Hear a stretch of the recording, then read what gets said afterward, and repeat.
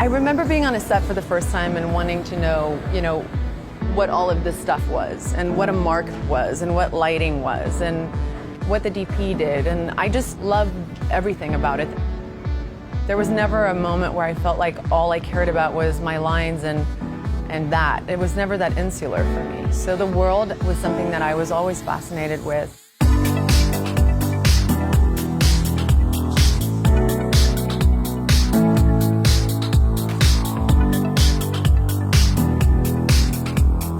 I don't write myself, so I love the process of being able to sit down with the writer and ask them to translate thought and feeling, because I can't do that verbally.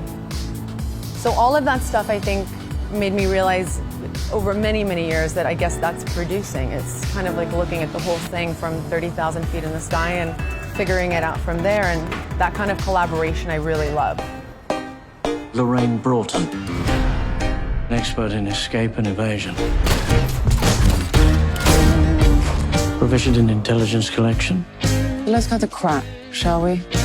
Someone set me up. Someone from the inside. Now, this only ends one way. A bullet. At that time, it was called Cold City. I was looking for a strong female protagonist. There was a kernel of a character that I just really liked, and we started the development process based on that character. And the world kind of came secondary and just happens to be a world that I really like and that I think is visceral and beautiful. We just kind of started there, and 5 years later, we're fortunate enough to shoot the movie.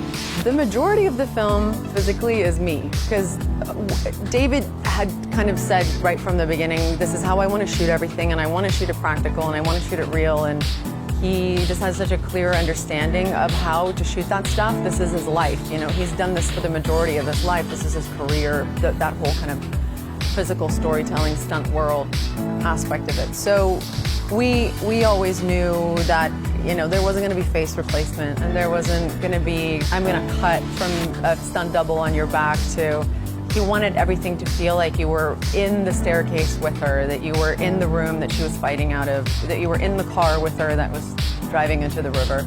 Hardest part of the training regimen is, I guess, consistency, and it's the amount of hours that you have to do it. I think that's the hardest thing.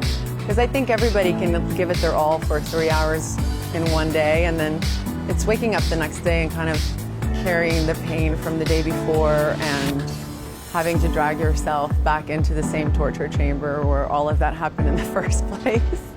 We knew it was a huge part of the story. The emotional kind of storytelling aspect of the film would be through the physical, so we really treated it that way.